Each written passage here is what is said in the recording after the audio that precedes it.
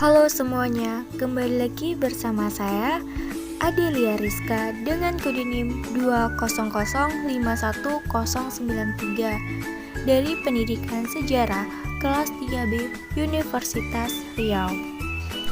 Nah, di sini saya akan membahas tugas dari sejarah Indonesia masa kolonial dengan materi perkembangan awal bangsa Indonesia masa kolonial yang diampu oleh Bapak Nurdiansyah MPD.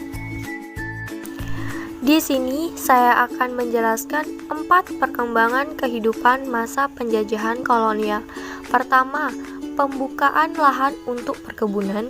Kedua, persebaran penduduk karena politik etis, itu termasuk irigasi, transmigrasi, dan edukasi. Ketiga, berkembangnya sarana transportasi. Keempat, mengenal uang sebagai alat pembayaran dan runtuhnya kerajaan. Pertama, pembukaan lahan untuk perkebunan. Meskipun telah berkembang sebelum penjajahan, perkebunan di Indonesia mengalami kemajuan yang cukup signifikan. Adanya penambahan jumlah lahan untuk mengembangkan berbagai tanaman ekspor. Pemerintahan kolonial juga melibatkan perusahaan asing untuk berinvestasi di Indonesia. Hutan dibuka untuk pembukaan lahan perkebunan. Kedua, persebaran penduduk karena politik etis. Nah, yang namanya pembukaan lahan pasti harus diatur oleh manusia dong pastinya. Tidak mungkin hutan ditebas begitu saja, dijadikan lahan pertanian lalu tidak ada kehidupan di sekitar sana. Karena kolonial yang berfokus pada hal ini, mau tidak mau Indonesia yang jadi tersebar. Salah satunya karena adanya perjanjian politik etis yang memberikan 3 keuntungan. Pertama, irigasi, kedua, transmigrasi, dan yang ketiga, edukasi.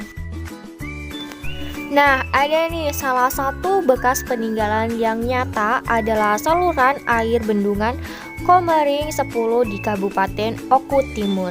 Sampai saat ini masih dimanfaatkan dengan baik untuk lahan di sekitar perkebunan mereka.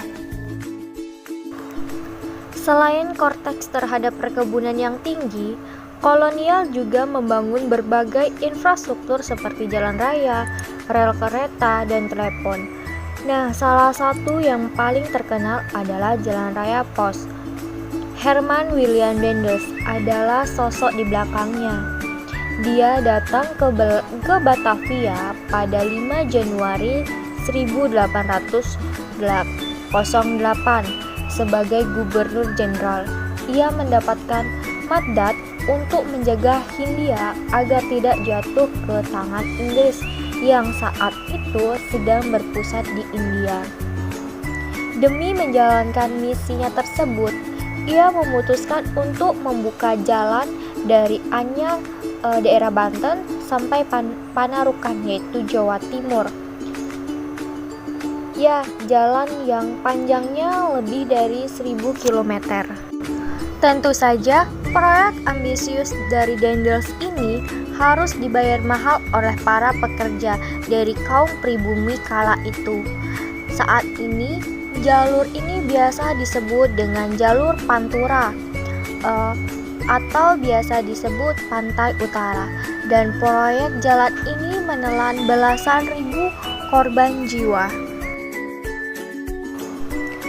Nah, masa penjajahan kolonial juga merupakan masa di mana bangsa Indonesia pertama kali menggunakan uang sebagai alat pembayaran tenaga kerja. Tetapi dari segi strata sosial saja, rakyat Indonesia jelas kalah jauh dibanding kaum kolonial yang datang. Kaum pribumi yang sebelumnya birokrat harus tunduk kepada para company-company itu. Para raja dan bupati juga harus lengser karena sistemnya yang diubah.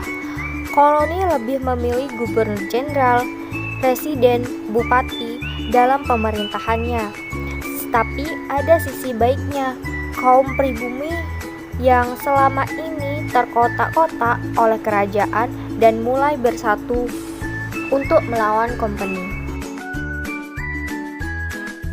Cukup sekian video saya kali ini. Saya akhiri. Wassalamualaikum warahmatullahi wabarakatuh.